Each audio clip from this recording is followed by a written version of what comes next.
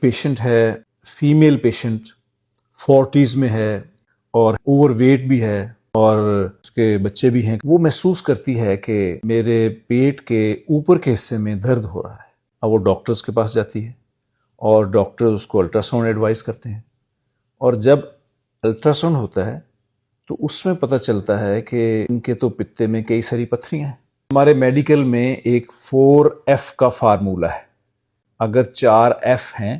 تو 5ویں چیز گال بلیڈر سٹونز یعنی پتے کی پتھری ہوگی۔ Female, 40، fertile and fatty. اگر یہ 4 چیزیں موجود ہیں، 5ویں چیز یہ ہے جس کے امکانات ہیں، وہ ہے گال سٹونز یعنی پتے کی پتھری۔ اس کے بعد دیکھا جاتا ہے کہ سٹونز کی تعداد کیا ہے، کیا سٹونز جو ہیں وہ تھوڑے ہیں، بہت زیادہ ہیں، اور اگر ان کو ٹریٹمنٹ کی جائے تو اس کا کیا فائدہ ہوتا ہے، اگر اس کی میڈیکل ٹریٹمنٹ ہو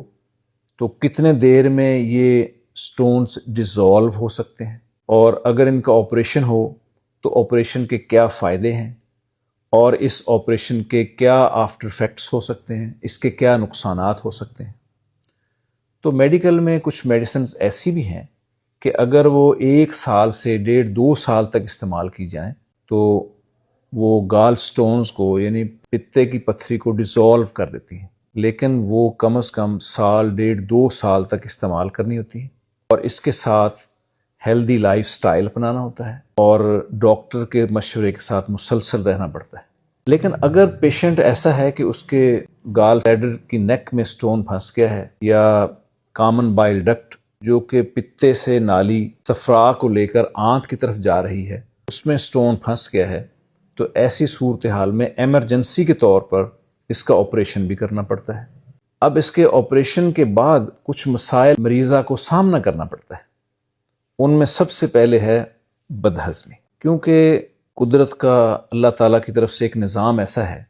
کہ چکنائی کو ہضم کرنے کے لیے اللہ تعالیٰ نے اس بائل کو اور صفرا کو بنایا ہے۔ جگر سے جو صفرا بنتا ہے وہ گال بلیڈر میں یعنی پتے میں وہ سٹور ہوتا رہتا ہے، اور جیسے ہی کوئی شخص، جیسے وہ عورت فیٹی ڈائٹ لیتی ہے، اسی وقت سگنل جاتا ہے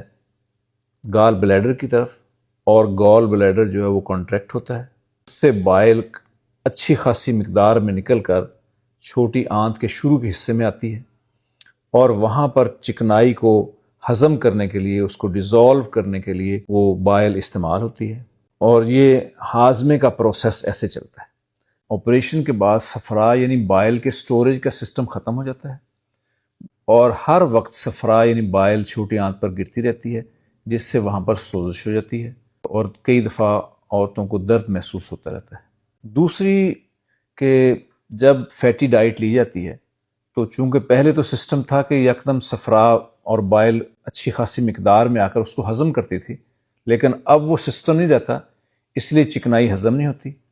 بدہضمی، گیس کی شکایت رہتی ہے، پخانہ پورا نہیں بنتا، اور لوز موشن بھی لگے رہتے ہیں۔ ان مسائل کا شکار وہ لوگ ہو جاتے ہیں جو آپریشن کراتے ہیں کہ ان کو بدہضمی، ان کو گیس، ان کو لوز موشن، چھوٹی آنت کی تکلیف، یہ چیزیں مستقل ہوتی ہیں، اور ان کو ساری عمر کے لیے ان کو فیس کرنا ہوتا ہے۔ کچھ لوگ ایسے بھی ہوتے ہیں جو کہ آپریشن نہیں کروا سکتے، یا تو آپریشن کے لیے فٹ نہیں ہوتے، یا وہ آپریشن چاہتے نہیں ہیں، تو ایسے لوگوں کے لیے پھر میڈیسنز کے جو آپشنز ہیں، ڈاکٹری کے اندر جو میڈیسن کا آپشن ہے اس کو استعمال کرنا چاہیے، یا پھر ہم اپنے ہرب اورینٹڈ نیچرل میڈیسن دیتے ہیں، جن کے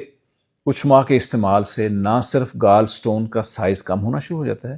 بلکہ آہستہ آہستہ یہ سٹونز ڈسپیئر ہونا شروع ہو جاتے ہیں، اور آہستہ آہستہ یہ سٹونز ختم ہو جاتے ہیں۔